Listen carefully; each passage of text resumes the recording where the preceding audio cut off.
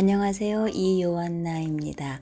토마스 머튼의 시간 일기로 읽는 토마스 머튼의 전기 제5부 운수자의 집에서 평화를 찾다 411페이지서부터 시작합니다.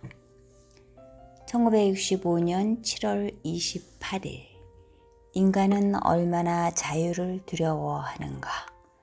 나는 얼마나 자유를 두려워하는 교육을 받아왔는가? 믿음 없이 홀로 사는 것은 전혀 다른 문제다. 그러나 믿음이 있기에 홀로 사는 것은 종말론적 선물이 된다. 전에는 진실로 새 창조와 그리스도의 나라에서 산다는 것이 무엇을 뜻하는지 알지 못했다. 그것을 설명하는 것은 불가능하다. 만일 설명하려 한다면 이미 그 은총에 충실하지 못하게 될 것이다. 그것에 제한을 두기 때문이다. 그것은 제한도 결정도 정의도 없다. 날마다 성령의 이끄심에 응답하여 만들어 가는 것이다. 같은 자유를 어느 곳에서나 누릴 수 있다. 장소에 제한은 없다. 그렇지만 고독과 소나무와 안개는 내 삶에서 자유를 누리기 위해 선택한 곳이다.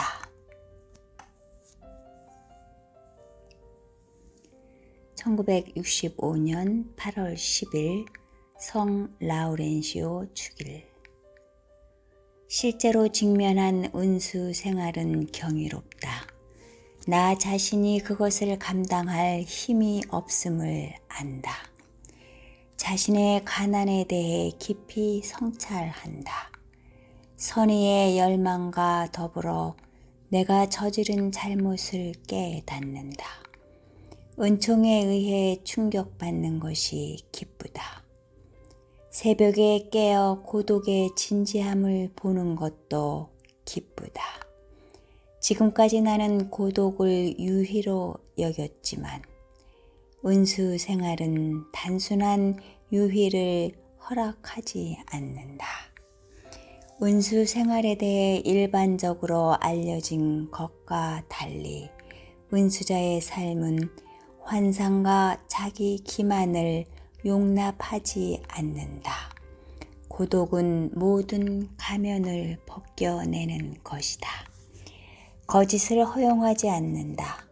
모든 것은 숲의 고요에 의해 이루어지고 판단되어야 한다. 그대의 언어가 긍정이게 하라. 그렇고 말고 나는 성 안셀모의 악의 원인에 대하여에서 주장하는 논리의 명징성에 놀라움을 금치 못한다. 자유에 대한 견해는 본질적으로 금욕적이다. 전적으로 개인의 성소와 은총이라는 견지에서 논리가 전개된다. 기도의 필요와 더불어 견실한 신학과 성경과 수도회 전통에 대해 공부할 필요도 느낀다. 단순히 실험을 하거나 어설픈 신학 지식을 갖추기 위해서가 아니다. 하느님과의 관계 안에서 그리고 하느님께 나아가는 방향을 분명히 하면서 운수 생활을 성찰하기 위해서다. 이는 매우 실제적이다. 당연한 것으로 받아들이지 않고 끊임없이 성찰해야 하는 현실이다. 혼란에 빠져서는 안 된다. 마음의 혼란은 치명적이다. 그렇게 되면 어쩔 수 없이 구렁텅이로 떨어질 수밖에 없다. 집중이 필요한 것이 아니라 현재에 충실한 자세가 필요하다. 해야 할 일을 진지하게 행하는 것이다. 낙원의 정원을 돌보는 일이다. 독서, 묵상, 공부, 성가, 영창, 노동, 단식, 어리석고 느슨하고 지루한 것에 대해 자기 연민과 나태에 빠지지 않고 희망으로 가득한 일을 하는 것이다.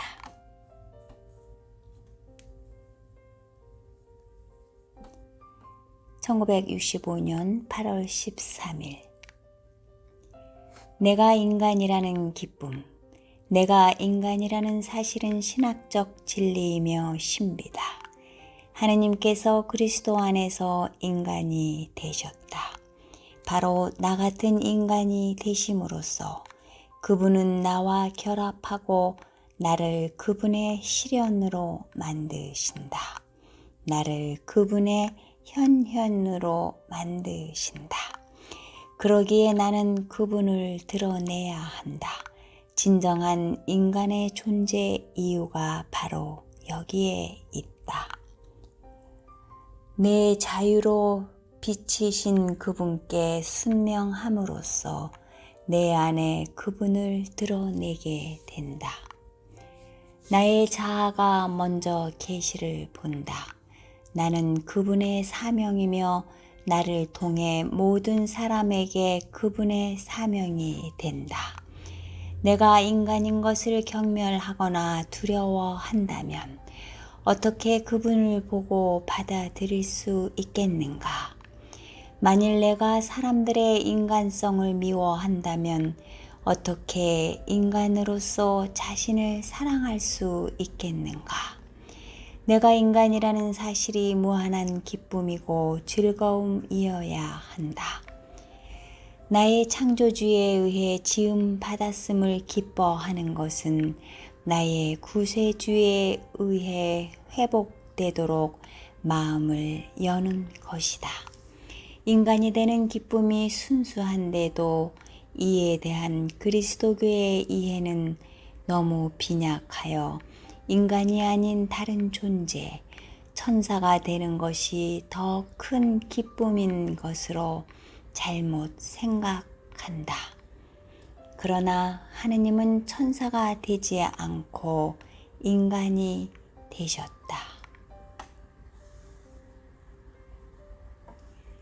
1965년 8월 17일 드디어 어제 대청소를 끝냈다. 정리하여 버릴 것은 버리고 도서관에 보낼 것은 보냈다. 지난주에는 휴지통을 얼마나 자주 가득 채웠는지 모른다. 휴지통을 비우고 나면 내장이 뒤틀리는 듯 아프고 밤에는 설사도 한다. 공허함이 드러나고 끝없는 자기 모순을 발견하기 때문이다. 얼마나 가련한 존재인가. 내가 나를 내세워 은수자로 여기면 불합리성은 극에 달한다. 그럼에도 나는 올바른 길을 가고 있다고 확신한다. 쟁기를 잡고 뒤를 돌아보는 것은 불충이며 죄다. 노로스키는 말한다. 성령을 위로자로 아는 지식이 고뇌의 정점을 더욱 매력적으로 만든다. 내 고뇌의 정점은 나의 불신앙, 주님께 대한 불신, 희망 안에 나 자신을 맡기기를 거부하는 것이다. 그러나 이것을 보는 것도 기쁨이 된다. 비로소 그분이 나를 치유하고 변화시켜 주시리라는 희망을 보기 때문이다. 나오미의 훌륭한 편지를 받았다. 자신의 혼돈과 자기 모순을 받아들인다는 내 편지에 대한 답장이었다. 성숙하고 현실적인 이해와 여성적 위로가 담긴 편지였다. 남성에게 느낄 수 없는 따뜻함이 묻어났다. 삶에는 따뜻함이 필요하다. 심리학적으로 나의 의심은 여성에 대한 거부라는 어리석은 괴리에 바탕을 두고 있다. 그것은 정결에서도 실수다. 다른 수도회의 정결도 마찬가지다. 그러나 이제 나오미와 같은 사랑을 받아들이는 법을 배우고 있다. 그 사랑이 수도 삶에 손실을 준다 해도 나한테는 필요하다. 정결은 사실 가장 급진적인 나의 가난이다. 가난하지 않은 내 모습은 무엇인가를 모으는, 돌이킬 수 없는 상실을 덮어버리려는 절박하고도 쓸모없는 방편이다. 나는 이 상실을 온전히 받아들이지 않았다. 나는 상실을 성령과 사랑 안에서 받아들이는 법을 배울 수 있다. 이는 더 이상 돌이킬 수 없는 일이 되지 않을 것이다. 십자가는 그 상실을 회복하고 변화시킨다. 그 자체가 단순히 상실에 지나지 않음을 갑자기 깨닫고 죽음이 결국 승리한 것에 두려워하는 비극적 정결은 메마르고 무익하며 증오심으로 가득한 정결이다. 나는 이것이 내 운명이라고 말하지 않는다.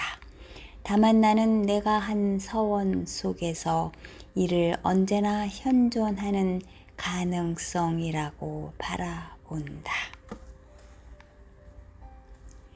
서원을 한다는 것은 이러한 가능성에 노출되는 것이다. 이는 다른 가능성, 곧 순수한 마음을 지닌 이에게 나타나는 성령을 찾는 데 따르는 모험이다.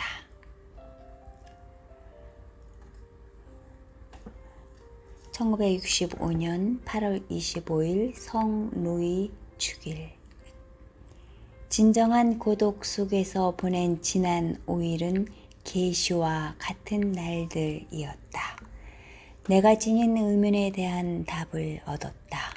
점점 더 분명하게 이 삶이 내가 늘 희망하던 것임을 깨닫는다. 평화와 고요, 목적과 의미를 지닌 삶이다. 쉽지 않지만 복되고 유익한 노력을 하며 그 노력에 대해 충분한 보상을 받는다. 위장 문제는 해결되었다. 어제 미사와 저녁 식사 시간 수도원에 갈 때 일어난 경련을 제외한다면 모든 것이 멋지게 자리 잡고 있다. 고요하면서도 생산적인 리듬에 맞춰 살 수 있다. 오전에는 노동 등 필요한 일을 하고 오후에는 글을 쓴다. 물론 독서와 묵상 시간도 있다. 독서 계획은 그 자체를 단순하게 함을 본다. 나는 한 가지 것에 더 많은 시간을 들이기를 바란다. 그러한 날들의 분상과 동요는 저절로 가라앉는다. 수련소는 이미 믿을 수 없을 만큼 놀랍게 변하고 있다. 최근 몇 달 동안 이성적이지 않았으며 변화를 환영한다. 또한 2년, 5년 또는 8년 전 수련소가 더 현실적이었음을 기억한다. 첫 해는 마치 내가 진정 바라지 않는 몇 가지 역할을 하는 것처럼 긴장되었다. 지난주에 다람쥐를 잡는 덫을 내다버렸다. 이제 더 이상 다람쥐가 살아남을 것 같지 않았다. 그런데 오늘 아침에 아름답고 윤기 흐르는 붉은 털의 다람쥐가 꼬리를 바쁘게 살랑거리며 현관에 나타나 두리번거리다 달아났다. 다람쥐를 다시 보니 기뻤다. 그렇게 아름답게 살아있는 생명체를 죽일 수 있을까? 은수저의 집 뒤 키 큰 소나무 아래에서 아침 기도를 드리는 것은 축복이다.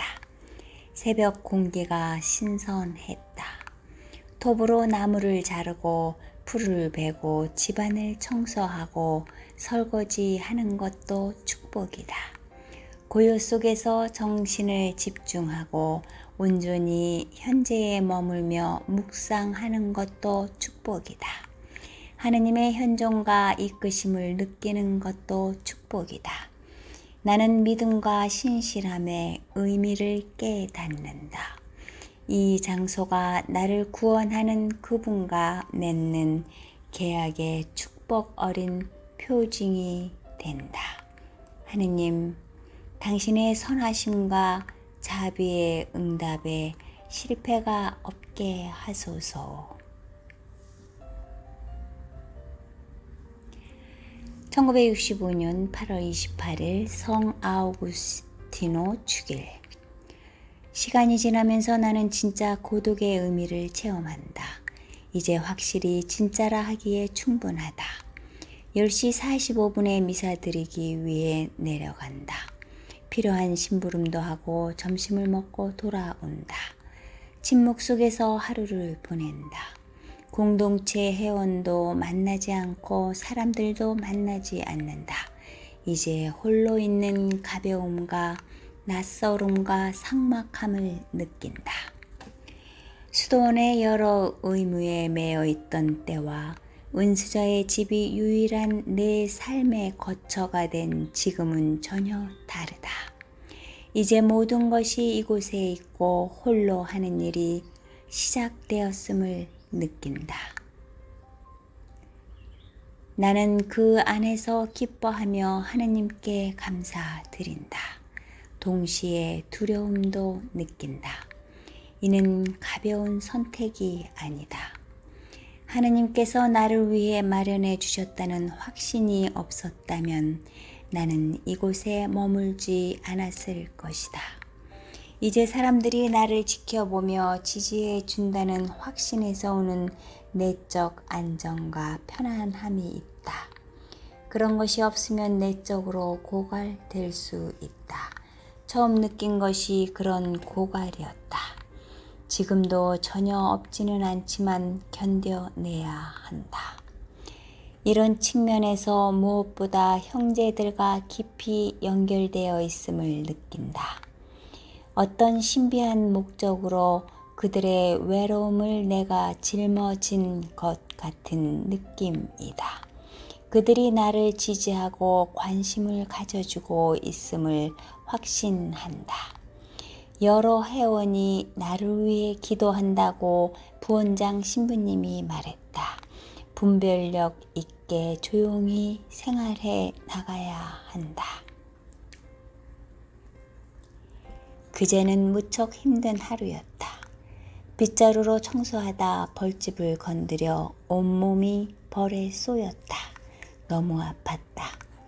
온몸에 말벌을 붙인 채 집으로 뛰어갔다.